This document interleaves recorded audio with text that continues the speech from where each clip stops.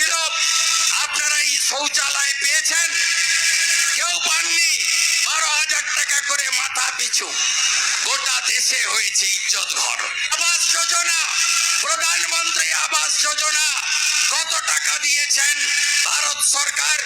আরামবাগের সভা থেকে মোদিজি বলেছেন আমি পশ্চিমবঙ্গে 45,000 কোটি টাকা দিয়েছি, 40 লক্ষ বাড়ি তৈরি হয়েছে বলে মমতা ব্যানার্জির সরকার আমাকে জানিয়েছে।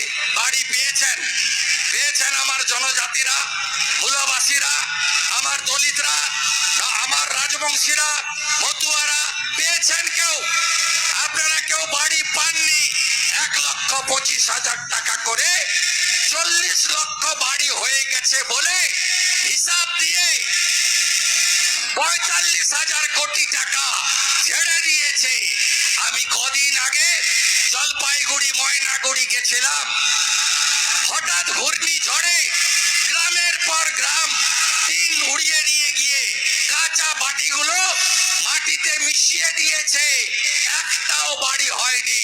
তৃণমূলের নেতারা তারা গোয়াল ঘর দেখিয়ে 3 তলা পাকা বাড়ি, 2 তলা পাকা বাড়ি, ট্রাক্টর আছে, 4 চাকার গাড়ি আছে, চাকরি করে, তারা সব বাড়ি লুট করেছে।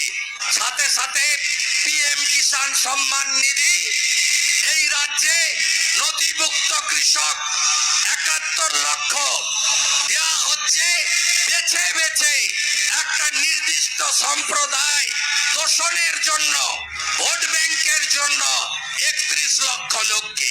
আপনারা অধিকাংশ কৃষক যারা উদ্যান পালন যারা করেন, আম থেকে শুরু করে যারা হর্টিকালচার করেন, তারা কেউ পিএম কিষাণ সম্মান নিধির সুযোগ পাননি।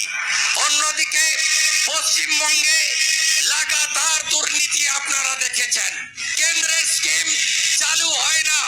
আয়ুষ্মান ভারতের কথা মাননীয় প্রার্থী বলছিলেন, গোটা ভারতে 12 কোটি পরিবার, 7 কোটি জনগণ, এখন অব্দি 5 কোটি লোক 5 লক্ষ টাকা পর্যন্ত চিকিৎসার সুযোগ পেয়েছে আয়ুষ্মান ভারতে।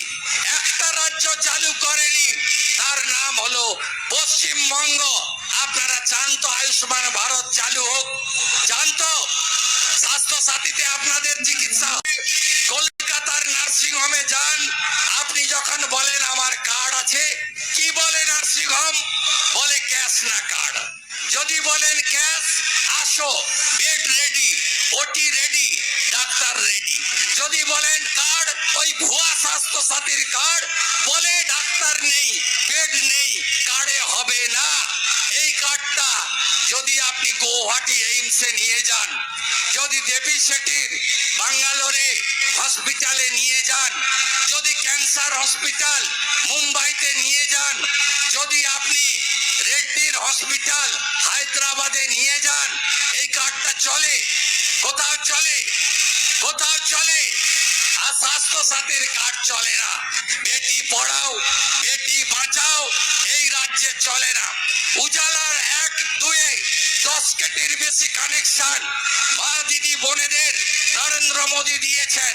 উজালা 3 75 লক্ষ কানেকশন গোটা দেশে হলো, এই ডিএমদের দিয়ে আপনাদের পেতে দেয়নি, মা বোনেদের দিদিদের পেতে দেয়নি এই সরকার।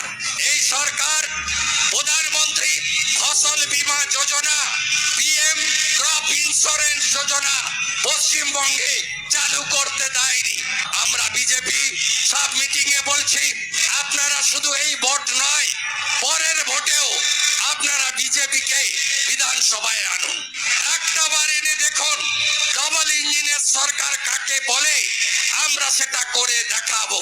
রাজস্থানে ভজনলাল শর্মা মুখ্যমন্ত্রী হয়েছেন, তার পরের মাস থেকেই গ্যাস 450 টাকা করে আমরা বলেছিলাম, আমরা দিয়েছি।